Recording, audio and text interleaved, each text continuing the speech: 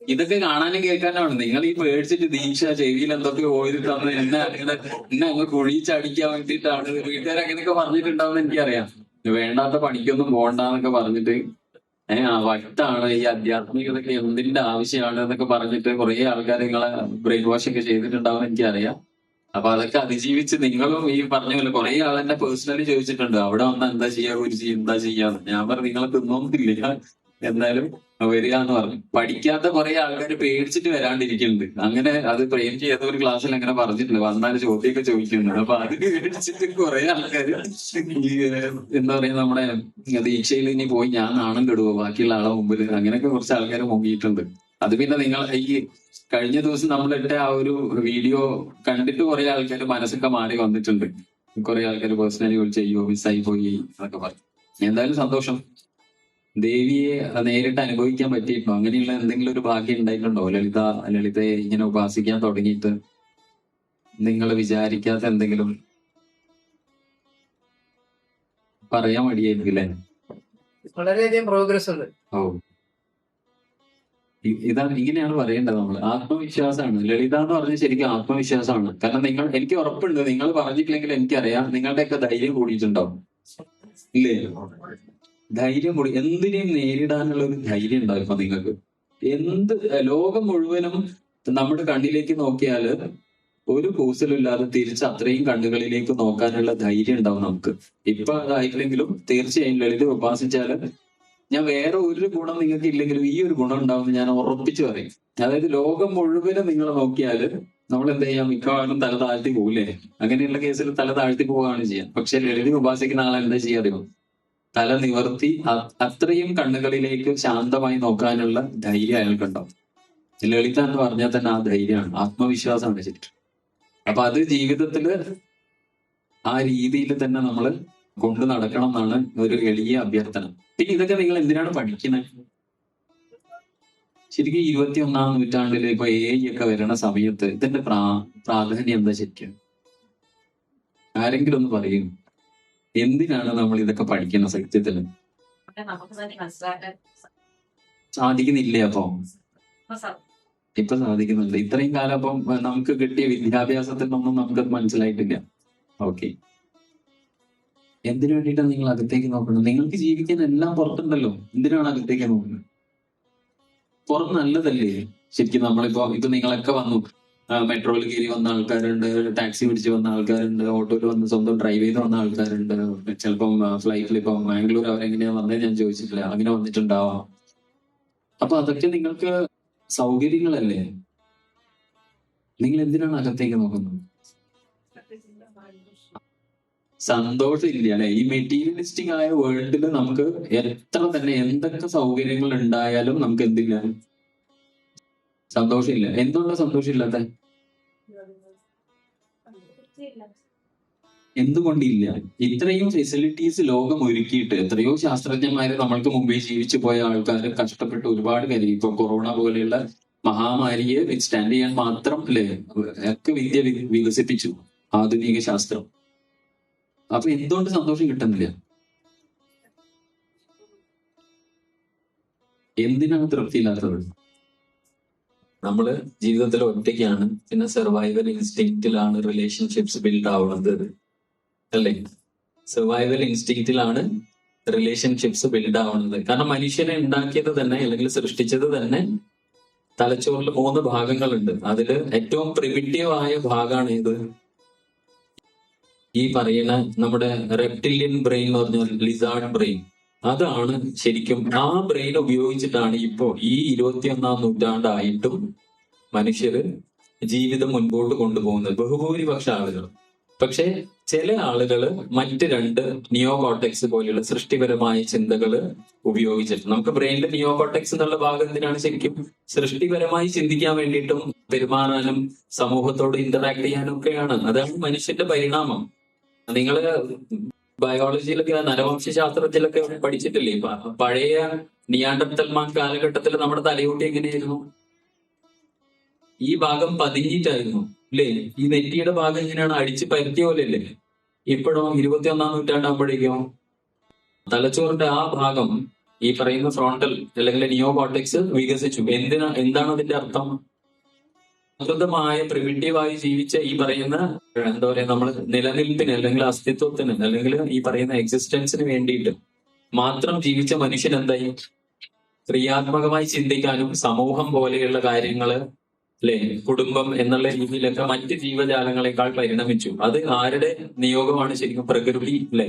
പക്ഷെ ഇതൊക്കെ ചെയ്യുമ്പോഴും ഒരു സ്ഥലത്ത് വെച്ച് നമ്മൾ പ്രകൃതിയുമായി തെറ്റിപ്പോയി. ആ തെറ്റിലാണ് ഇപ്പൊ ഈ പറയുന്ന സാധനം നമ്മൾക്ക് കിട്ടാണ്ടായി പൊക്കിയത്. നമ്മൾ ഈ പറയുന്ന സന്തോഷം, നമ്മൾ ഒരു ഉറുമ്പിനെ നോക്കിയാൽ ഉറുമ്പ് ഹാപ്പിയാണോ അല്ലയോ? ഉറുമ്പ് ഓൾവേസ് ഹാപ്പിയാണോ അല്ലയോ? ആന ഓൾവേസ് ഹാപ്പിയാണോ അല്ലയോ? ഏത് ജീവജാലത്തെ നിങ്ങൾ എടുത്താലും നമുക്ക് എന്ത് ദർശിക്കാൻ സാധിക്കും? നിങ്ങൾക്ക് ഇല്ല എന്ന് പറയുന്ന എല്ലാ സാധനവും ആർക്കുണ്ട്? മറ്റ് ജീവജാലങ്ങൾക്കുണ്ട്. എന്നാൽ അവർക്ക് ഈ ഫെസിലിറ്റീസ് ഒന്നുമില്ല, അല്ലേ? അവർക്ക് നമ്മളൊക്കെ ഇപ്പൊ വെൽ നീറ്റ്ലി ഡ്രസ്ഡ് ആണ്, അവർക്ക് ഡ്രസ്സ് പോലും ഇല്ല, അല്ലെ? പ്രിമിറ്റീവ് ആയിട്ടാണ് അവർ ജീവിക്കുന്നത്. പക്ഷെ അവർക്ക് എന്തുണ്ട്?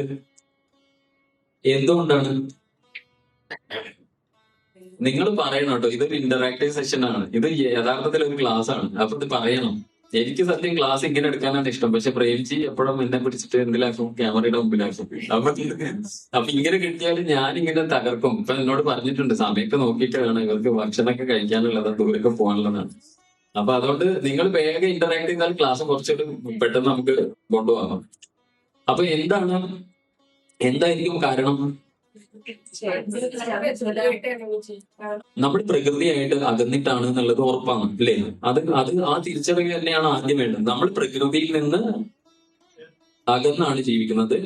സ്റ്റാർട്ടിങ് ഫ്രം എന്റെ കാല് ഇൻസുലേറ്റ് ചെയ്യുന്നു.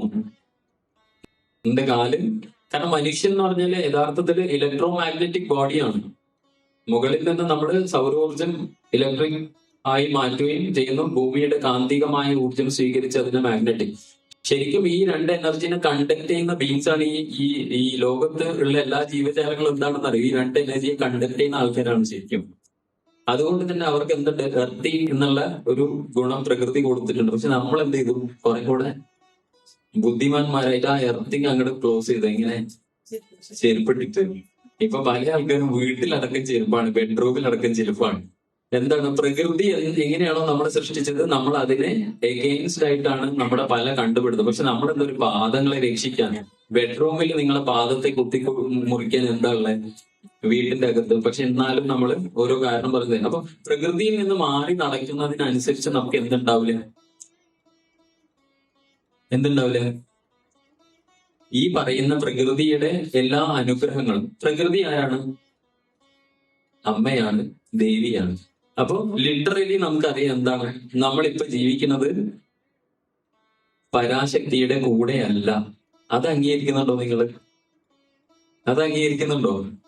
അപ്പൊ പറയും വലിയ ചെരുപ്പൊക്കെ ഇടാണ്ട് എങ്ങനെയാണ് നടക്കുക?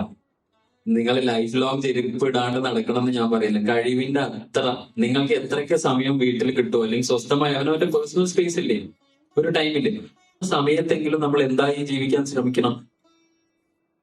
യഥാർത്ഥ മനുഷ്യനായി ജീവിക്കാൻ ശ്രമിച്ചാൽ എന്തുണ്ടാവും? നമ്മൾ ആരുടെ കൂടെ ഉണ്ടാവും? അമ്മയുടെ കൂടെ. സംശയം ഉണ്ടോ? പിന്നെ ഇതൊക്കെ എന്തിനാണ് അപ്പൊ പഠിക്കുന്നതെന്ന് പറഞ്ഞാൽ ഒന്ന് ഈ പറയുന്ന കാര്യങ്ങൾ കിട്ടാൻ. പക്ഷെ നിങ്ങൾ ആരും പറയാത്ത ഒരു കാര്യമുണ്ട്. ഞാൻ അത് ആരെങ്കിലും പറയുമെന്ന് ചോദിച്ചു. പക്ഷെ അപ്പൊ പറയാത്തോണ്ട് ഞാൻ വിചാരിക്കുന്നത് നിങ്ങൾ എല്ലാവരും ലൈഫിൽ വളരെ ഹാപ്പി ആണെന്നാണ്. ആണോ? ശരിക്കും ഇതൊക്കെ നമ്മൾ പഠിക്കുന്നത് സ്വാതന്ത്ര്യത്തിന് വേണ്ടിയിട്ടാണ്. എന്തിനു വേണ്ടിയിട്ട്? സ്വാതന്ത്ര്യത്തിന് വേണ്ടിയിട്ടാണ്. ആണോ അല്ലയോ എന്ന് എന്റെ വീക്ഷണം അതാണ്. ഈ ആധ്യാത്മികത, ഈ വിദ്യകളെല്ലാം നിങ്ങൾ പഠിക്കും. ഈവൻ മെറ്റീരിയലിസ്റ്റ്, നിങ്ങൾ സ്കൂളിൽ പോകുന്നത് പോലും എന്തിനാണ്? നിങ്ങൾ ഒരു ഗ്രാജുവേഷൻ എടുക്കുന്നതും പോസ്റ്റ് ഗ്രാജുവേഷൻ എടുക്കുന്നതും എന്തിനു വേണ്ടിയിട്ടാണ് യഥാർത്ഥത്തിൽ? സ്വാതന്ത്ര്യത്തിന് വേണ്ടിയിട്ടാണോ സന്തോഷത്തിന് വേണ്ടിയിട്ടാണോ? കുഴപ്പമായ അതിപ്പോ ഇവരും യങ്സ്റ്റേഴ്സിനോട് ചോദിച്ചാൽ അവർ കൃത്യം പറയും. അവർക്ക് ഏറ്റവും കൂടുതൽ ഇല്ലാത്ത ഒരു സാധനം എന്തായിരിക്കും? സ്വാതന്ത്ര്യമാണ്. അപ്പൊ യഥാർത്ഥത്തില് സ്വാതന്ത്ര്യം ഉണ്ടെങ്കിൽ എന്തുണ്ടാവും? സന്തോഷം ഉണ്ടാവും. സന്തോഷത്തിന് പെർട്ടിക്കുലർ ആയിട്ട് നിങ്ങൾക്ക് തേടേണ്ടി വരില്ല. എന്തുണ്ടെങ്കിലും ഫ്രീഡം ഉണ്ടെങ്കിൽ. സത്യമാണോ? അപ്പൊ യഥാർത്ഥത്തിൽ നമ്മൾ ഇതെല്ലാം പഠിക്കുന്നത് എന്തിനാണ്?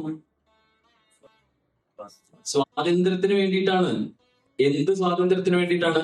നിങ്ങളെ ആരോ ഇപ്പൊ ഇവിടെ ഒന്ന് രണ്ട് ആളില്ലേ, മായ എന്നുള്ള കുറെ ആൾക്കാരുണ്ടല്ലോ ഇതിന്റെ അകത്ത്, ഇവര് പണി എന്താണ്? ജീവാത്മാവായി നമ്മള് അല്ലെ, നമ്മള് യഥാർത്ഥത്തിൽ ഈശ്വരനായി ഈ 36 തത്വങ്ങൾ കടന്ന് ഇവിടെ വന്ന മനുഷ്യനായ സമയത്ത് ഇവരെന്ത് ചെയ്തു നമ്മളെ? ഇവരങ്ങോട്ട് കുടുക്കി. ഇവർ അഞ്ച് കഞ്ചുകങ്ങൾ കൊണ്ട് ഇവർ നമ്മളെ കുടുക്കി വെച്ചിട്ടുണ്ട്. സ്വാതന്ത്ര്യം ഇല്ലാത്ത അവസ്ഥയിൽ നമ്മൾ പെടുത്തി. അപ്പൊ അത് പൊട്ടിച്ച് കഴിഞ്ഞാൽ നമുക്ക് എന്ത് കിട്ടുള്ളൂ? എന്തുകൊണ്ട് എനിക്ക് ജീവിതത്തിൽ ദാരിദ്ര്യം? എനിക്ക് പൂർവ്വ കർമ്മ ജന്മങ്ങളിൽ നിന്ന് കൊണ്ടുവന്ന സഞ്ചയങ്ങളുണ്ട്. അത് അനുഭവിക്കാനാണ് ഇവരെന്ത് ചെയ്യാം? ഞാൻ എന്ന ഈശ്വരന് ചുറ്റും ഇവര് ഒരു വേലി കെട്ടും. എന്നിട്ട് എന്റെ ഉള്ളിലിരിക്കുന്ന പരാശക്തി എന്താക്കും? പരാശക്തിയോട് പറയും, നീ ഉറങ്ങിക്കോ, ഇവൻ കൊണ്ടുവന്നതൊക്കെ അനുഭവിച്ച് ഇവൻ തീരട്ടെ, എന്നിട്ട് നീ എണീച്ചാ മതി. ആര് പറയും? ഈ മായ 6 കഞ്ചുകങ്ങൾ കൊണ്ട് പറയും. അപ്പൊ യഥാർത്ഥത്തിൽ നമ്മളിത് പഠിക്കുന്നത് എന്തിനാണ്?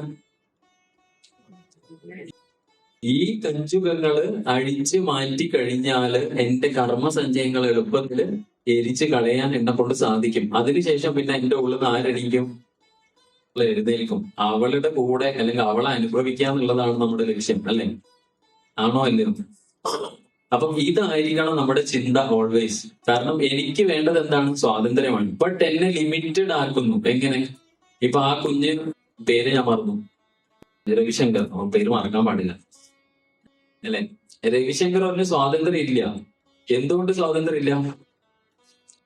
രവിശങ്കറിന് ചുറ്റും ആളുടെ അമ്മയും അച്ഛനും മായായിരിക്കുകയാണ്, അല്ലേ? അമ്മയുടെ ഡ്രീം, അച്ഛന്റെ ഡ്രീം ഒക്കെയാണ്. അമ്മയും അച്ഛനും പറ്റാത്ത എന്തോ അവരുടെ എന്തോ അഭിലാഷങ്ങളാണ് ഇയാളുടെ മുമ്പിൽ ഇങ്ങനെ വെച്ച്. ഇത് തന്നെയാണ് നമ്മുടെ ജീവാത്മാവിന് സംഭവിക്കുന്നത്.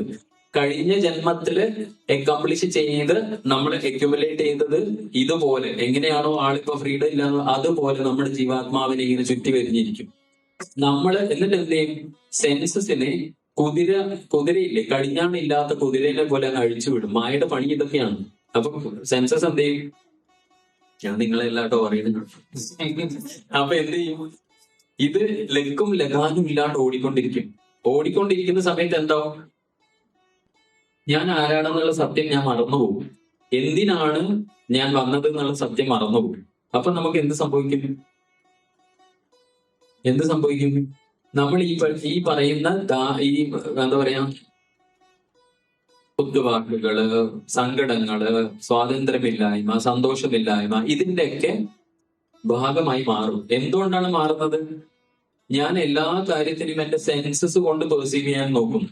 ഇപ്പൊ ഒരാളെ പറ്റി പറയുന്നു, അത് സത്യമാണെന്ന് ധരിക്കും. യഥാർത്ഥ സത്യത്തിനെ ഞാൻ അന്വേഷിച്ച് പോവാതെ എന്ത് ചെയ്യും? അത് സത്യമാണെന്ന് കരുതി ഞാൻ അത് സ്വീകരിച്ചാൽ എന്തു പറ്റും? ഇപ്പൊ മാർക്കറ്റിംഗ് എന്താണ് ചെയ്യുന്നത്? നിങ്ങളിപ്പോ വരുമ്പോ വലിയ ഹോർഡിംഗ് ഒക്കെ കാണും. മോഹൻലാൽ പറയും ഇതാണ് ഏറ്റവും വലിയ AC, നല്ല AC എന്നൊക്കെ പറയും, അല്ലേ? നമ്മൾ എന്താ ശരിക്കും ചെയ്യുന്നത്? സത്യത്തെ അന്വേഷിച്ച് പോകാറുണ്ടോ? മോഹൻലാൽ പറയുന്നത് കേൾക്കുന്നുണ്ടോ? എന്താ ചെയ്യാ? നമ്മൾ പോയി AC അങ്ങ് വാങ്ങും, അല്ലേ? ഇതിനെയാണ് പറയാ സെൻസസിന്റെ ഇൻഫ്ലുവൻസിൽ ജീവിക്കുക എന്ന് പറയും. അപ്പൊ അങ്ങനെ നോക്കിയാൽ തന്നെ നമുക്കറിയാം മോഡേൺ ലൈഫ് എങ്ങനെയാണ്. സെൻസസിന്റെ പുറത്താണ് നമ്മൾ ജീവിക്കുന്നത്. ശരിയാണോ തെറ്റാണോ? സെൻസസിന്റെ പുറത്താണ് ജീവിക്കുന്നത്. 100% നമ്മൾക്ക് എല്ലാവർക്കും വേണ്ടത് സെൻസസ് തൽക്കാലം തരുന്ന ആ ഒരു സുഖം, അത് നൈമിഷികമാണെന്നുള്ള ചിന്ത പോലും മറക്കും. എന്നിട്ട് എന്ത് ചെയ്യും? അതിന്റെ പിന്നാലെ ഓടിക്കൊണ്ടിരിക്കും. കാരണം ഇപ്പൊ ഇവിടെ ഇപ്പം ആ ചേട്ടൻ ആയുർവേദ ഡോക്ടറാണെന്ന് പറഞ്ഞു. ശരിക്കും ആ ചേട്ടൻ ഒരു 10ാം ക്ലാസ്സിൽ എന്തായിരുന്നു ആഗ്രഹം എന്ന് ചോദിച്ചാൽ ഇപ്പൊ എത്തി നിൽക്കുന്നതിന്റെ എക്സാക്ട് ഓപ്പോസിറ്റ് ആയിരിക്കും. ആണോ ഇല്ലയോ? നമ്മളെല്ലാവരും എങ്ങനെയാണ്? ഇന്ന് ഇതിപ്പോ പറയുന്നത് ഞാൻ ഒരിക്കലും എന്റെ ജീവിതത്തിൽ ചിന്തിച്ചിട്ട് പോലും ഇല്ലാത്തതാണ് എന്റെ ഇപ്പോഴത്തെ റോള്. അപ്പം എല്ലാ ആഗ്രഹങ്ങളും നമ്മൾക്ക് എന്താണ്? ഒരു ആഗ്രഹം കഴിഞ്ഞാൽ എന്താവും? അടുത്ത ആഗ്രഹത്തിലേക്ക് ആര് പിടിച്ചോളൂ? നമ്മളെ വീണ്ടും നമ്മള് അത് അക്കംപ്ലിഷ് ചെയ്യാൻ വേണ്ടിയിട്ട് ഒരാളെ തോൽപ്പിക്കും, ചതിക്കും, കുതികാൽ വെട്ടും, കളവ് പറയും. എന്തിനു വേണ്ടിയിട്ടാണ്? ഈ ആഗ്രഹം അല്ലെ? നമ്മൾ മക്കളോട് പറയുന്നത് എന്താണ് ശരിക്കും? നീ അവന്റെ കാര്യം നീ നോക്കണ്ട, നീ നിന്റെ കാര്യം പഠിച്ചിട്ട് നീ മാർക്ക് വാങ്ങിച്ചെടുക്കണം. ചിലപ്പോ ഒരാള് കഷ്ടപ്പെടുന്നുണ്ടാവും, അപ്പൊ അവന് മനസ്സിലാവുന്നുണ്ടാവില്ല. പക്ഷെ പറഞ്ഞു കൊടുക്കാൻ നിങ്ങൾ സമ്മതിക്കുമോ? അത്രയും സമയം നീ ക്ലാസ്സിൽ അവര് പറഞ്ഞോണ്ടാ നീ എങ്ങനെ പഠിക്കുന്നിരിക്കും? ആണോ ഇല്ലയോ? അല്ലേ? അപ്പൊ യഥാർത്ഥത്തിൽ നമ്മളും കുട്ടികളെ വളർത്തുന്നത് എങ്ങനെ ജീവിക്കാൻ വേണ്ടിയിട്ടാണ്? സെൻസസിനെ പെർസീവ് ചെയ്യാൻ വേണ്ടിയിട്ടാണ്. അതുകൊണ്ട് തന്നെ സെൻസസിന് എപ്പോഴും സംതൃപ്തി തരുന്നതിന്റെ അടുത്തേക്ക് അത് പോകുള്ളൂ, അല്ലേ? സംതൃപ്തി ഇല്ലാതാവുമ്പോ എന്താവും? നിങ്ങൾ അത് വലിച്ചെറിഞ്ഞ് വേറത്തിലേക്ക് പോകില്ലേ? ഇപ്പൊ നിങ്ങളുടെ കയ്യിൽ ഒരു പാല് അല്ലെങ്കിൽ ഒരു തൈര് പാക്കറ്റിലുണ്ടെങ്കിൽ അതില് എക്സ്പയറി ഡേറ്റ് കഴിഞ്ഞാൽ നിങ്ങൾ എന്ത് ചെയ്യും? കളയും. അയ്യോ, ഞാൻ പൈസ എടുത്ത് വാങ്ങിയതാണ് ഏതെന്റെ കരയുണ്ടോ? ഗുരുവിന് ഞാൻ എന്റെ ഇത് വാങ്ങിയിട്ട് ഞാൻ ഡെയിലി ലളിതാ സഹസ്രനാമൊക്കെ ചൊല്ലിയിട്ട് എന്റെ ഫ്രിഡ്ജിലുള്ള പാല് എക്സ്പയർ ആയില്ലേ എന്ന് പറയും. എന്നെ ചില ആള് വിളിക്കാറുണ്ട് അങ്ങനെ പറഞ്ഞിട്ട്. പാലിന്റെ കാര്യം പറഞ്ഞിട്ടല്ല, അവര് പറയാന്ന് വെച്ചാല് അത് സങ്കടം കൊണ്ടാണ്. പക്ഷെ നിങ്ങൾ അത് ഞാൻ രസമായിട്ട് പറയുന്നതേ ഉള്ളൂ. ഇതിൽ തത്വം ഉള്ളതുകൊണ്ടാണ് അങ്ങനെ പറയേണ്ടി വരുന്നത്. അവര് വലിയ ഉപാസകരൊക്കെ ആണ്. അപ്പൊ അല്ലെങ്കിൽ നിത്യം ലളിതയെ ചൊല്ലുന്നു. പക്ഷെ അവരുടെ അമ്മ മരിച്ചുപോയി. ഞാനും അമ്മയും തമ്മിൽ അങ്ങനെ ബന്ധമാണ്, ഇങ്ങനെ ബന്ധമാണ്, എനിക്ക് അമ്മയിലാണ് ജീവിക്കാൻ പറ്റില്ല. ഒരു പാലിനെ, ഒരു തൈരിനെ എക്സ്പയറി കഴിഞ്ഞാൽ ഞാൻ പുല്ല് പോലെ വലിച്ചെറിയുന്നുണ്ട്, ഇല്ലേ? അത് എന്റെ അധ്വാനം കൊണ്ട്, എന്റെ പൈസ കൊണ്ട് വാങ്ങിച്ച സാധനമാണെങ്കിൽ പോലും ഞാൻ എന്ത് ചെയ്യും? അതിന് ഒരു എക്സ്പയറി ഉണ്ട്. അത് എക്സ്പയർ ആയാലും പിന്നെ അതൊന്നിനും പോലില്ല. So it has to be disposed എന്ന് പറഞ്ഞിട്ട് ഞാൻ ആ പ്രിൻസിപ്പിൾ എന്റെ ജീവിതത്തിൽ അനുവർത്തിക്കുന്നുണ്ട്. ഇതേ ആളാണ് ഫോൺ വിളിച്ചിട്ട് എന്നോട് പറയണത്, എന്റെ അമ്മ മരിച്ചുപോയി, ഞാൻ ഡെയിലി ഇതെല്ലാം ചൊല്ലുന്നുണ്ട്. ഞാനും എന്താണ്, ഒരു പ്രോഡക്റ്റ് അല്ലേ? എന്റെ ശരീരം നിർമ്മിച്ചത് എന്തുകൊണ്ടാണ്? എക്സ്പയറി ഉള്ള സാധനം കൊണ്ടല്ലേ. എന്റെ അമ്മയുടെ ശരീരം നിർമ്മിച്ചത് എന്തുകൊണ്ടാണ്? എക്സ്പയറി ഉള്ള ഒരു സാധനം കൊണ്ടല്ലേ. So once it is expired, എന്താവണം? അതിനെ ആക്സെപ്റ്റ് ചെയ്യണോ വേണ്ടയോ? അപ്പൊ ലൈഫിൽ നിങ്ങൾ ഒരു സ്ഥലത്ത് നിങ്ങൾ എന്ത് ചെയ്യുന്നുണ്ട്? അതിനെ ആക്സെപ്റ്റ് ചെയ്യുന്നുണ്ട്. വേറൊരു സ്ഥലത്തോ ആക്സെപ്റ്റ് ചെയ്യുന്നില്ല. ഇതിനെയാണ് നമ്മൾ എന്ത് വിളിക്കുക? ഹിപ്പോക്രസി, ഇല്ലേ? അപ്പൊ ഇതുപോലും നിങ്ങൾക്ക് ഓർമ്മയില്ല. ഞാൻ ഇങ്ങനെ ചെയ്യണുണ്ട് ഒരു സ്ഥലത്ത്, പക്ഷെ ഇവിടെ ഞാൻ അങ്ങനെ ചെയ്യണില്ല. എന്തുകൊണ്ടാണ് രണ്ടാമത്തെ സ്ഥലത്ത് അങ്ങനെ ചെയ്യാത്ത? അറ്റാച്ച്മെന്റ് ആണ് ശരിക്കും, അല്ലെ? ഒന്നിനോട് അറ്റാച്ച്ഡ് ആയി പോയാൽ എന്ത് സംഭവിക്കും? പറയും നിങ്ങൾ ഇതെന്താണ്, ഇതിന്റെ ചായക്കായിട്ട് ഓർഡർ ആക്കണം, നിങ്ങൾ ഇങ്ങനെ ഇരുന്നാൽ ഇതെന്താണ് കഥ? പറയൂ, അല്ലെ? അപ്പോ ഇതിൽ നിന്നൊക്കെ നമ്മൾ എന്താണ് പഠിക്കേണ്ടത്? ലൈഫിൽ നമ്മൾ എല്ലാ കാര്യവും എങ്ങനെ പോകണം എന്നാണ്. ലളിത കയ്യില് പാശം വെച്ചത് എന്തിനാണ്? ഇതിനെ ഓർമ്മിപ്പിക്കാൻ വേണ്ടിയിട്ടാണ്. Everything in this world has എന്ത്? എക്സ്പയറിങ്. ഏത് സാധനം ഈ ലോകത്തുണ്ടെങ്കിൽ അതിനെന്തുണ്ടാവും? എക്സ്പയറി ഉണ്ടാവും. ഏത് സാധനം ഇവിടെ, അല്ലെങ്കിൽ ഏത് വ്യക്തി, ഏത് ആത്മാവ് ഇവിടെ ജീവൻ എടുത്താലും ഇവിടെ ഈ പറയുന്ന ചേച്ചിമാർ അവരെ പിടിക്കും. ആര്? മായ. അപ്പൊ അവര് പ്രാരാബ്ധ കർമ്മങ്ങൾ അനുഷ്ഠിക്കേണ്ടി വരും. അത് ശ്രീരാമനായാലും ശ്രീകൃഷ്ണനായാലും യേശുക്രിസ്തു ആയാലും ഞാനായാലും. ഈ ബോധമുണ്ടോ? അപ്പൊ നമ്മൾക്ക് ഉണ്ടാവുന്ന ദാരിദ്ര്യം, ദുഃഖങ്ങള്, രോഗപീഠകള്, പ്രശ്നങ്ങള്, വെല്ലുവിളികള് ഒക്കെ എന്തിന്റെ ഭാഗമാണ്? എന്തിന്റെ ഭാഗം? വേമയും പറഞ്ഞാൽ വേമയും പോവാം. എന്തിന്റെ ഭാഗം? ഈ പറയുന്ന ഞാൻ ഈ ലോകത്താണ് അവതരിച്ചു പോയത്. അതുകൊണ്ട് ഞാൻ പ്രകൃതിയുടെ നിയമത്തിന് ഉള്ളിലാണുള്ളത്, ഈ ജൂറിസ്ഡിക്ഷന് ഉള്ളിലാണുള്ളത്. അതുകൊണ്ട് ഞാൻ അനുഭവിച്ചേ മതിയാകൂ. എങ്ങനെ അനുഭവിക്കണം?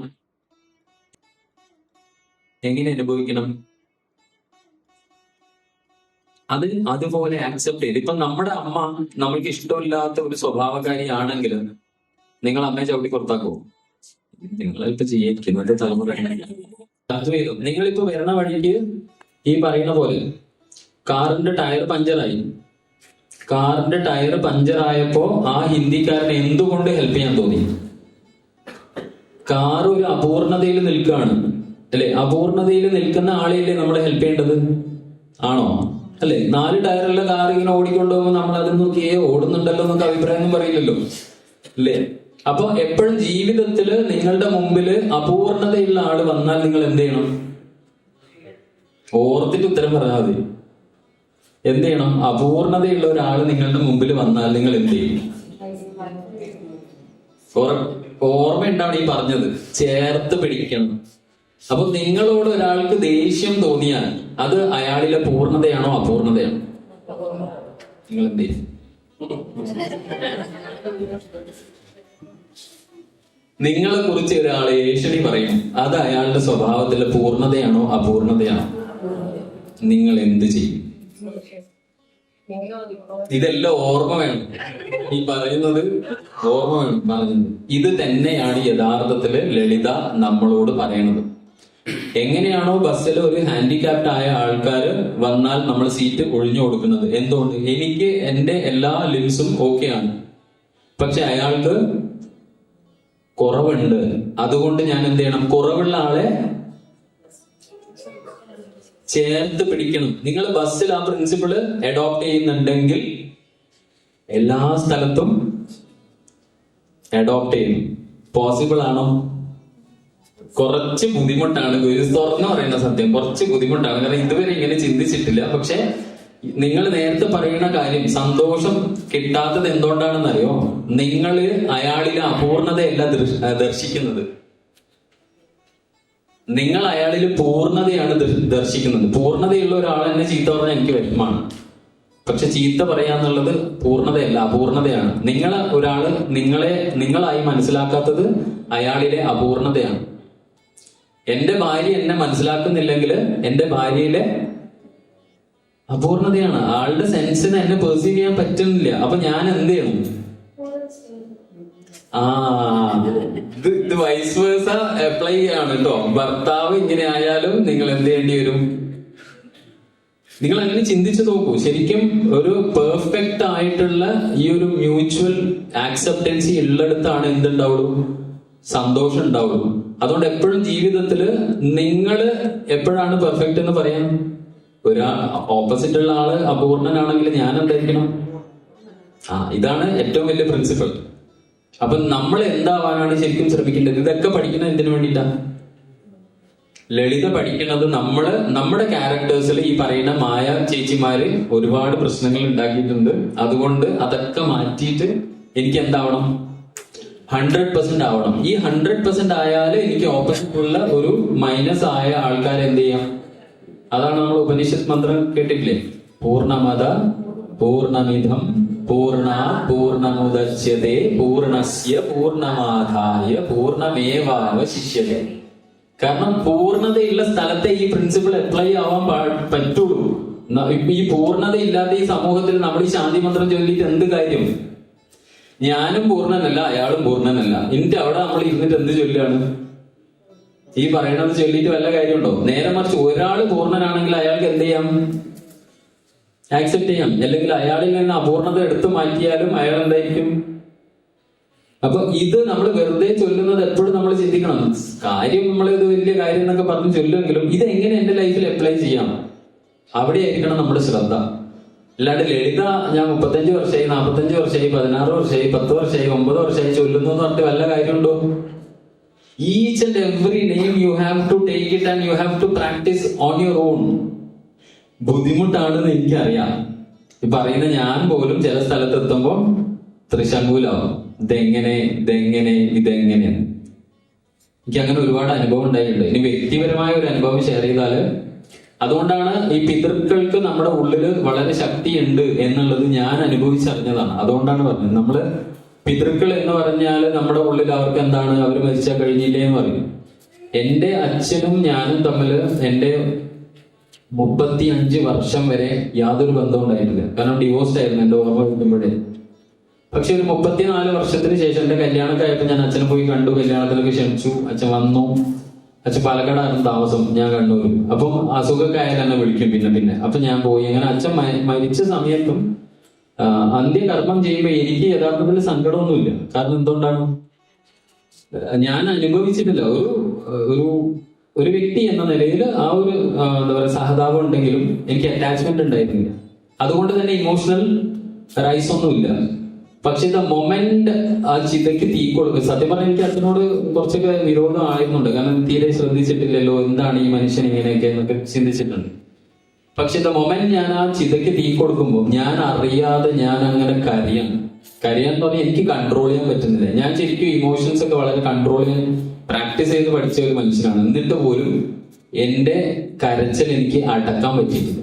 ഇങ്ങനെ എന്താ നമ്മൾ ചെറിയ കുഞ്ഞുങ്ങളൊക്കെ കരയില്ലേ, അതുപോലെ കരയാണ്. ഞാൻ വണ്ടർ അടിച്ചു. ശരിക്കും പറഞ്ഞാൽ ആ കർമ്മം ചെയ്യുന്നതിന്റെ ഇടയിൽ എന്റെ തോട്ട് പ്രോസസ് ഇതാണ്, what is happening with me.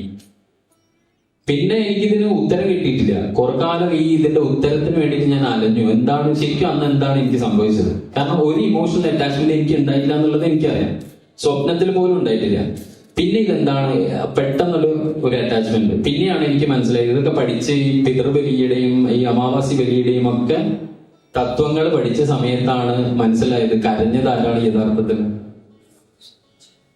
ഞാനല്ല കരഞ്ഞത്, എന്റെ അച്ഛനായിരുന്നു കരഞ്ഞത് ശരിക്കും. കാരണം അച്ഛന്റെ പ്രാണൻ പകുതി എന്നിലുണ്ട് എന്ന് എനിക്ക് മനസ്സിലാക്കാൻ വേണ്ടിയിട്ട് എന്തിന്റെ സഹായം വേണ്ടി വന്നു? ആധ്യാത്മികതയുടെ സഹായം വേണ്ടി വന്നു. കാരണം ഇങ്ങനെയാണ് നമ്മൾ അതുകൊണ്ടാണ് ലളിത പഠിക്കുന്ന സമയത്ത് നമ്മൾ ഇതൊക്കെ ഈ പറയുന്ന പോലെ ഇന്നത്തെ നൂറ്റാണ്ടിലെ ആളുകൾ ഇതൊക്കെ ഔട്ട്ഡേറ്റഡ് ആണെന്ന് പറയപ്പെടും, ഇതൊക്കെ സ്യൂഡോ സയൻസസ് ആണെന്ന് പറയപ്പെടും. സയൻസിന് ഇന്നും എക്സ്പ്ലെയിൻ ചെയ്യാൻ പറ്റാത്ത എത്രയോ കാര്യങ്ങൾ മോഡേൺ വേൾഡിലുണ്ട്, ഇഷ്ടംപോലെ കാര്യങ്ങളുണ്ട്. അപ്പൊ അതുപോലെയുള്ള ഒരു സെൻസറി പെർസെപ്ഷന് അപ്പുറമുള്ള ഒരു കാര്യമാണ് ഈ ദൈവികത എന്ന് പറയുന്നത്. അപ്പൊ അത് നമ്മൾ എങ്ങനെ അഡോപ്റ്റ് ചെയ്യാൻ, നമ്മൾ ഈ പറയുന്ന പ്രിൻസിപ്പിൾസ് എങ്ങനെ നമ്മൾ അഡോപ്റ്റ് ചെയ്താൽ നമ്മൾക്ക് ആ ലെവലിലേക്ക് പോകാൻ പറ്റുന്ന, എനിക്ക് തന്നെ ഞാനിപ്പോ ഒരു ഇൻസ്റ്റന്റ് ആണ് നിങ്ങളോട് ഷെയർ ചെയ്യുന്നത്, അതുപോലെ നിങ്ങൾക്കും ഉണ്ടാവും ഒരുപാട് ഇൻസ്റ്റൻസ്. പക്ഷെ അതൊക്കെ നമ്മളിങ്ങനെ വാച്ച്ഫുൾ ആയിട്ട് ഫോളോ ചെയ്യുമ്പോഴാണ് നമുക്ക് അതിലൂടെ നടന്ന് ഈ ഈശ്വരീയതയിൽ നമുക്ക് സ്വന്തം അനുഭവിക്കാൻ വേണ്ടി പറ്റുക. നിങ്ങളുടെ തോട്ട് പ്രോസസ്സ് മാറും. അതുകൊണ്ട് ദേവതയായി മാറാൻ വേണ്ടി നമ്മൾ ശ്രമിക്കണം. നമ്മൾ ഓരോരുത്തരും നമ്മുടെ ഉള്ളിലുള്ള 100% പുറത്തേക്ക് കൊണ്ടുവരണം. ഈ പുറത്തേക്ക് കൊണ്ടുവരാൻ വേണ്ടിയിട്ട് ഇത് പ്രിവെന്റ് ചെയ്യും. ആരാ പ്രിവെന്റ് ചെയ്യാം? നമ്മുടെ പൂർവ്വ ജന്മത്തിൽ നമ്മൾ കൊണ്ടുവന്ന ഈ സഞ്ചയങ്ങൾ നമ്മൾ പ്രിവെന്റ് ചെയ്തുകൊണ്ടേയിരിക്കും. പക്ഷെ നമ്മൾ അടിയുറച്ച വിശ്വാസം ദേവിയിൽ വെച്ചുകൊണ്ട് തന്നെ പോകണം. എനിക്ക് 100% ആവണം. ഒരു തവണ ഞാൻ ഫെയിൽ ആയാലും next time I will succeed. Next time ഇങ്ങനെ ഒരു പിരിമുറുക്കം വന്നാലും ഞാൻ അതിനെ ഓവർകം ചെയ്യും. അങ്ങനെ ഓരോ പ്രിൻസിപ്പിൾ എടുത്തിട്ട് നമ്മൾ എന്ത് ചെയ്യണം? അപ്ലൈ ചെയ്തുകൊണ്ടേയിരിക്കണം ജീവിതത്തിൽ. അങ്ങനെ നമ്മൾ സ്വതന്ത്രമായിരിക്കുമ്പോൾ, ഇപ്പൊ നിങ്ങൾ ഇങ്ങോട്ട് വരുമ്പോ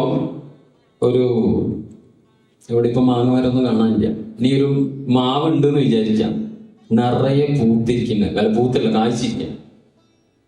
നിങ്ങൾ ആ മാവിനെ മൈൻഡ് ചെയ്യാണ്ട് വരുമോ, അതോ ആ മാവിനെ ഇങ്ങനെ കുറച്ചു നേരം നോക്കിയിട്ട് വരുമോ? പറ്റെങ്കിലും ഒരു മാങ്ങ പറിക്കാൻ നോക്കൂലേ? ഇല്ലേ? അതുപോലെ ഇപ്പൊ രാത്രി നിങ്ങൾ നടക്കുകയാണ്, മുകളിൽ പൗർണമി ഉണ്ടെങ്കിൽ നിങ്ങൾ നോക്കാതിരിക്കുമോ? എന്തുകൊണ്ടാണ് നിങ്ങൾ നോക്കിപ്പോകുന്നത്? അല്ലെങ്കിൽ ഈ നേരത്തെ പറഞ്ഞ ഈ മാവിനെ നിങ്ങൾ ഒരു ജഗ്ഗിൽ വെള്ളം പോലും ഒഴിച്ച ബന്ധം നിങ്ങൾക്ക് ഉണ്ടാവില്ല, അല്ലെ? അല്ലെങ്കിൽ ഒരു പ്ലാവ് നിറയെ ചക്ക ഉണ്ടെങ്കിൽ, അല്ലെ, ആ പ്ലാവിന് കണ്ടിട്ട് പോലും ഇല്ല. ബട്ട് നിങ്ങളുടെ ആയുസിൽ ഒരു സെർട്ടൺ ടൈം അതിനെ നോക്കി ആസ്വദിക്കാൻ നിങ്ങൾ എടുക്കും, ഇല്ലേ? നിങ്ങളെ അത് പുള്ള് ചെയ്യുന്നുണ്ട്. എന്തുകൊണ്ടാണ് അത് പുള്ള് ചെയ്യുന്നത്?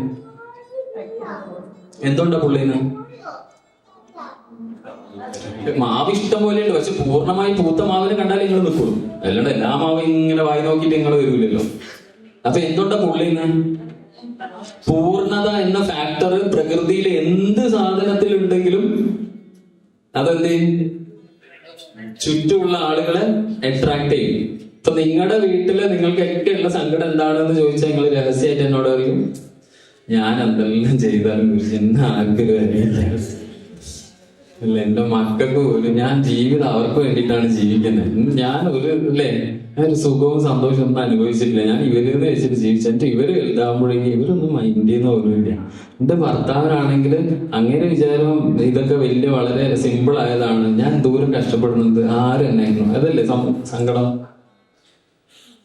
ഇതുപോലെയാണ് നിങ്ങൾ കണ്ട ഈ പറയുന്ന 10 മാവുണ്ടെങ്കിൽ 9 മാവും നിങ്ങളെ പോലത്തെ ആളാണ്. പക്ഷെ ഒരു മാവ് അതില് വ്യത്യാസമാണ്. എന്ത് ചെയ്തു? അതങ്ങനെ 100% ആയി. എന്ത് ചെയ്തു? പൂത്തു ഉലഞ്ഞപ്പോ നിങ്ങൾ എന്ത് ചെയ്തു? എന്താണോ 9 മാവിന് കിട്ടാത്തത് അത് ആ മാവിന് കിട്ടുന്നുണ്ട്. എന്തുകൊണ്ട്? പൂർണ്ണതയിലുണ്ട്. അതുകൊണ്ട് നമ്മളെ ജീവിതത്തിലും നിങ്ങൾക്ക് ഏതെങ്കിലും സ്പിയറിൽ നിങ്ങൾ ഇഗ്നോർഡ് ആണ് എന്ന് തോന്നുന്നുണ്ടെങ്കിൽ നിങ്ങൾ വേറെ ഒരാളുടെ അടുത്തും, ഒരു കണീഷന്റെ അടുത്തോ ഒരു അമ്പലത്തിലോ അല്ലെങ്കിൽ എന്നെ വിളിച്ച് സങ്കടം പറയണ്ട. ജസ്റ്റ് എഴുതി വെച്ചാൽ മതി. എന്താണ്? നിങ്ങൾ ഏത് സ്റ്റേറ്റ് അറ്റൈൻ ചെയ്തിട്ടില്ല? ഉറപ്പല്ലേ? ആണോ ഇല്ലോ? അപ്പൊ എപ്പോഴും നമ്മൾ 100% ആയാല് ഷുവർ ആണ് നിങ്ങൾക്ക് ചുറ്റുമുള്ള ആള് നിങ്ങളെ ഇഗ്നോർ ചെയ്തിട്ട് കടന്നു പോവാൻ സാധിക്കില്ല എന്നുള്ള കാര്യം. ഉറപ്പല്ലേ? ഈ പ്രിൻസിപ്പിൾ അഡോപ്റ്റ് ചെയ്താല് നേരത്തെ പറഞ്ഞ സന്തോഷം കിട്ടൂലേ? കിട്ടോ ഇല്ലയോ? അപ്പൊ സന്തോഷം കിട്ടാൻ എന്തേ വേണ്ടു? പൂർണ്ണത കൈവരിച്ചാൽ മതി. അതിന് വേറെ എന്തെങ്കിലും ചെലവുണ്ടോ? നമ്മൾ നമ്മളെ തന്നെയാണ് തിരുത്തേണ്ടത്. അതുകൊണ്ടാണ് നമ്മൾ അകത്തേക്ക് നോക്കുന്നത്. സോ ജീവിതത്തിൽ നമ്മൾ ഏറ്റവും അധികം ചെയ്യേണ്ട പണി എന്താണ്? പൂർണ്ണത കൈവരിക്കുക എന്നുള്ളതാണ്. അതിലേക്കുള്ള യാത്രയാണ് എന്ത്? ആധ്യാത്മികത. അത് ഏത് ഉപാസനയാവാം. ആധ്യാത്മികത എന്നുള്ളത് നമ്മളെ പൂർണ്ണതയിലേക്ക് കൈപിടിച്ച് നടത്തുന്ന വിദ്യയാണ്. ആ ഭാവത്തിൽ വേണം ഇതിനെ കൈകാര്യം ചെയ്യാൻ. അല്ലാതെ ഞാൻ വേറെ ഏതോ ദേവിയെ പോയി ചോറ്റാനിക്കര പോയി അവിടെ ഭജന ഇരുന്നാൽ എനിക്ക് ഇന്നത് സാധിക്കും എന്ന് പറഞ്ഞാല് ശരിയാണോ തെറ്റാണോ? യഥാർത്ഥത്തിൽ കൃഷ്ണൻ ആ ഗുരുവായൂരുണ്ടോ ഇല്ലയോ? ഇതൊരു വലിയ പ്രശ്നമല്ല. എങ്ങനെ പറയുന്നത്? ശരിക്കും കളക്റ്റീവ് ആയ ഒരു എനർജിയാണ് നിങ്ങൾക്ക് ഗുരുവായൂർ പോയി കിട്ടുന്നത്. അവിടെ എല്ലാവരും വരുന്നത് ആരെ കാണാൻ വേണ്ടിയിട്ടാണ്? ഒരു കല്യാണ വീട്ടിൽ പോയാൽ നിങ്ങൾ ആ കല്യാണം കൂടി വീട്ടിൽ എത്തുന്നവരെ നിങ്ങൾ എന്താണ്? ഹാപ്പിയാണ്. ഹാപ്പി അല്ലേ? എന്തുകൊണ്ടാണ്? നിങ്ങൾ ചെന്ന് വിടുന്ന ഓറ ഏതാണ്? ഒരു കളക്റ്റീവ് ഓറയാണ്. അവിടെ എല്ലാവരും സന്തോഷിക്കാൻ വേണ്ടി വരുന്നിടത്ത് നിങ്ങളും ചെന്നാൽ എന്ത് ചെയ്യും? പക്ഷെ അത് എത്ര കാലം നിലനിൽക്കും? ഗുരുവായൂർ അമ്പലത്തിൽ നിങ്ങൾ ദർശനം ചെയ്ത് കിട്ടുന്ന ആ ഒരു എനർജി നിങ്ങൾക്ക് എത്ര ദിവസം വരെ നിങ്ങൾ കൂടി ഉണ്ടാവും?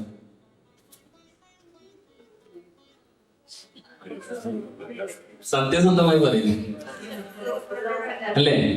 ലൈഫ് ലോങ് കിട്ടുമെങ്കിൽ എല്ലാവരും ഒരു തവണയല്ലേ ഗുരുവായൂർ പോകും അല്ലെ? ഒരു തവണ വിസിറ്റ് ചെയ്താൽ life long it is okay. അപ്പൊ അതിന്റെ അർത്ഥം എന്താണ്? ആ എനർജിക്ക് പോലും ഇല്ലേ? അപ്പൊ യഥാർത്ഥത്തില് നിങ്ങളുടെ കൂടെ സദാ ഉള്ള എനർജി ഏതാ? നിങ്ങളുടെ കുണ്ടലിനിയിൽ കിടക്കുന്ന, അവളിപ്പോ ഉറങ്ങി കിടക്കുന്നുണ്ടാവും, അവളാണ് നിങ്ങളുടെ കൂടെ അവസാനം വരെ ഉണ്ടാവുള്ളൂ. പക്ഷെ നമുക്ക് മുറ്റത്തെ മുല്ലയും മണം ഉണ്ടാവില്ല. എന്നിട്ട് നമ്മൾ എന്ത് ചെയ്യും? മറ്റ് എനർജീസിന് ഗുരുവായൂർ പോണ്ടാന്നൊന്നുമല്ല കേട്ടോ. ഇത് നിങ്ങളെ എടുത്ത് വിവാദമൊന്നും ആക്കിയേക്കരുത്. നിങ്ങൾക്ക് അത് ഈ പറയുന്ന പോലെ അമ്പലങ്ങൾ എപ്പോഴും എന്തിനാണ് ശരിക്കും? ക്ഷേത്രങ്ങൾ എന്തിനാ? പറയൂ, എന്തിനാ? എക്സസൈസ് ചെയ്യാൻ വേണ്ടിയിട്ടുള്ള സ്ഥലമാണ്. എക്സസൈസ് ചെയ്യാൻ അവിടെ കണ്ടില്ല, ഒരു ഹെൽത്ത് ക്ലബ് അല്ലെ? എന്തിനാണ്? ഇവിടെ താമസിക്കുന്ന എല്ലാവരും വളരെ ലക്ഷറീസ് ആയിട്ട് അവരുടെ അല്ലെ ബെഡ്റൂമിൽ എല്ലാ സൗകര്യം ഉണ്ടാവും. But they have to come where. എന്തിന്? അതുപോലെ സ്പിരിച്വാലിറ്റിയിൽ നമ്മൾ പഠിച്ച തത്വങ്ങൾ പ്രാക്ടീസ് ചെയ്യുന്നതാണ് എവിടെ? എങ്ങനെ പ്രാക്ടീസ് ചെയ്യാം? എങ്ങനെ പ്രാക്ടീസ് ചെയ്യാം? ക്ഷേത്രത്തിൽ എങ്ങനെ പ്രാക്ടീസ് ചെയ്യും? പഠിച്ചത് എങ്ങനെ പ്രാക്ടീസ് ചെയ്യും എന്ന് പറയും. കയറി പോകുന്ന സമയത്ത് നിങ്ങൾ എന്താ ചെയ്യാ? ക്ഷേത്രത്തിൽ കയറുന്ന സമയത്ത് എന്ത് ചെയ്യും? പടിപ്പുര തൊട്ട് തലയിൽ വെക്കും. അത് ആര് തൊട്ട് തലയിൽ വെക്കുന്നു? ആരുടെ പാദം? ഭഗവാന്റെ പാദമാണോ സ്വന്തം നിങ്ങളുടെ പാദം?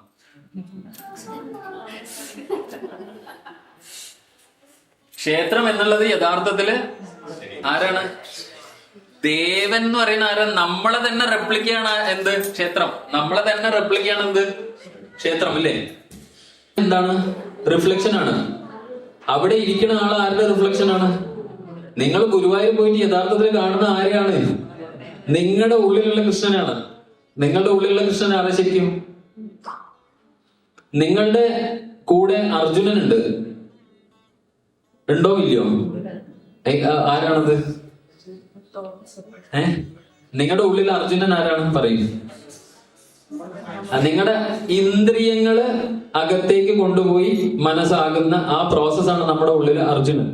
നമ്മുടെ ഇന്ദ്രിയങ്ങൾ ഓൾവേസ് ഇപ്പൊ ഈ പറയുന്ന പോലെ 21-ാം നൂറ്റാണ്ടിൽ നമ്മൾക്ക് ഇന്ദ്രിയങ്ങൾ കൊണ്ടുതരുന്നത് എന്താണ്? ആവലാതി, ടെൻഷൻ, ചാലഞ്ചസ്, രോഗാവസ്ഥ, മനസ്സിന് ക്ഷയം, ഇതൊക്കെയാണ് തരിക. ആര്? ഇന്ദ്രിയങ്ങള്. ഇത് സദാ വറീഡാണ്. കുരുക്ഷേത്രത്തില് അർജുനൻ എങ്ങനെയാണ്? ഇതേ പൊസിഷനിലാണ്. നിങ്ങളും അർജുനനെ ഒന്ന് കമ്പയർ ചെയ്ത് നോക്കിയാൽ മതി. ഇന്ന് നിങ്ങൾ ഒരു കുരുക്ഷേത്രത്തിലാണുള്ളത്. ഇതേ മൈൻഡ് സ്റ്റാറ്റസിലാണ് ആരുണ്ടായിട്ടുള്ളത്? അർജുനൻ ഉണ്ടായിട്ടുള്ളത്. അപ്പൊ അർജുനൻ ഉണ്ടായിട്ടുള്ളതും കൃഷ്ണൻ അപ്പൊ അർജുനന്റെ വറീസിനെ ആരാണ് പാസിഫൈ ചെയ്യുന്നത്? ആരാണ് ശമിപ്പിക്കുന്നത്? കൃഷ്ണൻ. അപ്പൊ യഥാർത്ഥത്തില് നമ്മള് എന്ത് നോക്കുന്നുവോ, എന്ത് ചിന്തിക്കുന്നുവോ, എന്ത് പ്രവർത്തിക്കുന്നുവോ, എന്ത് ഉച്ചരിക്കുന്നുവോ, ഉള്ളിൽ നിന്ന് ഒരാള് റെക്കോർഡ് ചെയ്യുന്നുണ്ട്. നിങ്ങളും ഞാനും ചിന്തിക്കുന്നതും പ്രവർത്തിക്കുന്നതും സംസാരിക്കുന്നതും എല്ലാം ആര് റെക്കോർഡ് ചെയ്യുന്നുണ്ട്? ഉള്ളില് ഒരാള് റെക്കോർഡ് ചെയ്യുന്നുണ്ട്. ആധുനിക ശാസ്ത്രം ഇതിനെ സബ് കോൺഷ്യസ് മൈൻഡ് എന്ന് വിളിക്കും. ഓക്കെ, നമ്മൾ അതിനെ കൃഷ്ണൻ എന്ന് വിളിക്കും. എന്താണോ അർജുനൻ ചോദിച്ചുകൊണ്ടിരിക്കുക, കൃഷ്ണൻ എന്തേ പറയും? തഥാസ്തു, തഥാസ്തു, തഥാസ്തു. എനിക്കിതൊന്ന് എന്താ പറയാ, ഇതിൽ നിന്നൊന്ന് പുറത്തേക്ക് വരണം കൃഷ്ണ എന്ന് പറയുമ്പോ തഥാസ്തു, നീ പുറത്തേക്ക് വരട്ടെ. അപ്പൊ യഥാർത്ഥത്തില് നമ്മുടെ ഇന്ദ്രിയങ്ങള് എന്താണോ നമ്മുടെ മനസ്സാക്കി മാറ്റുന്നത്, നമ്മുടെ സബ് കോൺഷ്യസ് മൈൻഡ് എന്ത് ചെയ്യും? അതിനെ മാനിഫെസ്റ്റ് ചെയ്ത് കാണിച്ചു തരും. അതായത് ഇപ്പൊ എനിക്ക് നിങ്ങളെ പറ്റിക്കാനാണ് ഇഷ്ടം എന്ന് വിചാരിക്കുക. ഞാനിപ്പോ ഒരു മ്യൂച്വൽ ഫണ്ടിലോ അല്ലെങ്കിൽ ഒരു SIP യിലോ ഒക്കെ ക്യാൻവാസ് ചെയ്യുന്ന ആളാണെങ്കിൽ ഞാൻ എന്ത് പറയും? നിങ്ങളെ കുറെ വലിയ മോഹങ്ങളൊക്കെ കാട്ടിയിട്ട് നിങ്ങളെ ഇൻവെസ്റ്റ്മെന്റ് ഗ്രാബ് ചെയ്യാന്നുള്ളതാണ് എന്റെ ലക്ഷ്യം, അല്ലെ? ഗ്രാബ് ചെയ്യാന്നുള്ളത് അല്ലെ? എന്റെ മറ്റുള്ളവരുടെ പോക്കറ്റിലെ പൈസ എങ്ങനെ എന്റെ അസ്തിത്വത്തിന് ഉപകാരപ്പെടുത്താം, അല്ലെങ്കിൽ എങ്ങനെ എന്ത് തന്നെ ആവട്ടെ. അപ്പൊ എന്താണോ എന്റെ മോട്ടീവ് എന്നുള്ളത് ആര് മനസ്സിലാക്കും? എന്റെ സബ് കോൺഷ്യസ് മൈൻഡ്. ഞാൻ കണ്ണു തുറന്നാല് എങ്ങനെയുള്ള കാഴ്ചകളാണ് കാണുന്നത്? ഞാൻ ചെവി ഓപ്പൺ ആയാൽ എന്റെ ബോധം വന്നാലാണല്ലോ ചെവി ഓപ്പൺ ആവുക. ആ സമയം മുതൽ ഞാൻ എന്താണ് കേൾക്കാൻ ഇഷ്ടപ്പെടുന്നത് എന്ന് ആര് റെക്കോർഡ് ചെയ്യും? എന്റെ സബ് കോൺഷ്യസ് മൈൻഡ് റെക്കോർഡ് ചെയ്യും. ഞാൻ ചെയ്യുന്ന പ്രവൃത്തി, എങ്ങനെയുള്ള ജോലി ചെയ്യാനാണ് ഇയാൾക്ക് ഇഷ്ടം എന്ന് ആര് മനസ്സിലാക്കും? സബ് കോൺഷ്യസ് മൈൻഡ് മനസ്സിലാക്കും. അപ്പൊ സബ് കോൺഷ്യസ് മൈൻഡ് എന്ത് ചെയ്യും? എനിക്ക് ചുറ്റും അതിനനുസരിച്ചിട്ടുള്ള കാര്യങ്ങൾ മാത്രം കൊണ്ടു നിർത്തി തരും. അതാണ് എന്റെ ലോകം. ഇപ്പൊ ഞാന് യഥാർത്ഥത്തില് എങ്ങനെയുള്ള ഫ്രണ്ട്ഷിപ്പിനെയാണ് ഇഷ്ടപ്പെടുന്നത്, അങ്ങനെയുള്ള ഫ്രണ്ട്സ് ആണ് എന്റെ അടുത്തേക്ക് കൂടുതലും വന്നു ചേരുക. എങ്ങനെയാണ് ഞാൻ ഒരാളോട് കമ്മ്യൂണിക്കേറ്റ് ചെയ്യുന്നത്, അങ്ങനെയുള്ള കമ്മ്യൂണിക്കേഷനുള്ള ആളാണ് എന്റെ ജീവിതത്തിലേക്ക് വന്നുകൊണ്ടിരിക്കുന്നത്. ശരിയാണോ തെറ്റാണോ? അപ്പൊ അതിന്റെ അർത്ഥം എന്താണ് ശരിക്കും? എന്താണോ ഞാൻ ഇന്ദ്രിയങ്ങളിലൂടെ ഈ ലോകത്ത് നിന്ന് അകത്തേക്ക് കൊണ്ടുപോയിട്ട് മനസ്സിന് ഫീഡ് ചെയ്യുന്നത്, മനസ്സിന്റെ ഭക്ഷണമാക്കുന്നത്, അത് എന്റെ ഉള്ളിലുള്ള കൃഷ്ണൻ അതിനെ അനുഗ്രഹിക്കും. അപ്പൊ ഞാൻ ഇന്ദ്രിയങ്ങളിലൂടെ അകത്തേക്ക് എന്താണ് കൊണ്ടുപോകേണ്ടത്?